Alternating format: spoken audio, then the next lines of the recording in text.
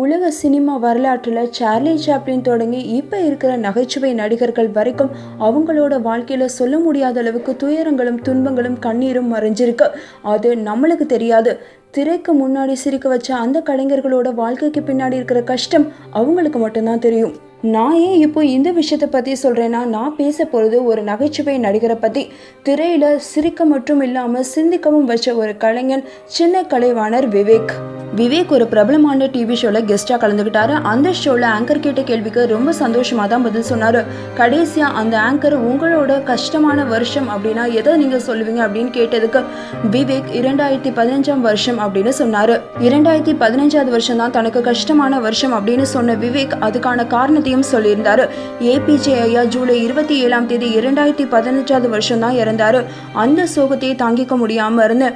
ஆனால் அடுத்த 3 மாதத்தில் அக்டோபர் 29 2015 வருஷம் என்னோட மகனும் உயிரிழந்தார். அவர் வடபழனியில மூளை காய்ச்சல் காரணமாக உயிரிழந்தார்.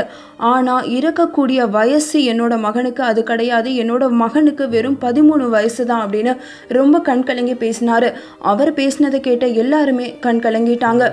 என்னோட 13 வயது மகன் பிரசன்னா மட்டும் இல்லாமல் எனக்கு அமிர்தா நந்தினி, தேஜா அஸ்வினின்னு 2 மகள்கள் இருக்காங்க. அமிர்தா நந்தினி மூத்த மகள், தேஜா அஸ்வினி 2வது மகள் அப்படின்னு சொல்லியிருக்காரு.